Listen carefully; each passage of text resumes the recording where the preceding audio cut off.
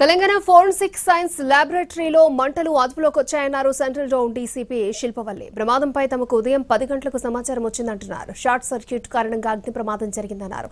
నేర పరిశోధనకు సంబంధించిన ఫైల్ ఎవిడెన్స్ ల్యాబొరేటరీ మొత్తం ఇక్కడి నుంచే ఆపరేషన్ జరుగుతుందని చెప్పారు. ఫస్ట్ ఫ్లోర్ లో కంప్యూటర్స్ ఉంటాయన్నారు డీసీపీ. ఏమేం తగలబడ్డాయో స్పష్టత లేదని వివరించారు. 5 ఫైర్ ఇంజిన్ల సహాయంతో మంటలను పూర్తిగా అదుపు చేశామన్నారు. ప్రమాదం జరిగినప్పుడు 4 ఉద్యోగులు లోపలున్నారని, వార్డు బాయ్ మంటలు గమనించి ఆపే ప్రయత్నం చేశాడని తెలిపారు. మంటలు గమనించి వారు సురక్షితంగా బయటకొచ్చారన్నారు DCP Shilpavalli. Credi Hyderabad Property Show 6th, 7th, 8th February. Venue Hightex City. ఇప్పుడు జరిగిందైతే ఇది మనకి యాక్సిడెంట్ జరిగిందైతే ఫస్ట్ ఫ్లోర్ లో. మొత్తం ఎఫ్ఎస్ఎల్ లో అన్ని అవే ఉంటాయి, కానీ దేనికి సంబంధించి ఎక్కడున్నాయో ఇంకా మనకు అప్పుడే తెలియదు.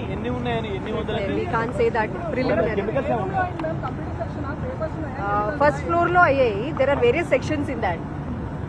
కెమికల్స్ ఏం లేవు. కెమికల్స్ లాంటివన్నీ సెకండ్ ఫ్లోర్ లో ఉన్నాయి. నార్కోటిక్స్, కెమికల్స్ అండ్ టాక్సికాలజీ అని సెకండ్ ఫ్లోర్ లో ఉన్నాయి.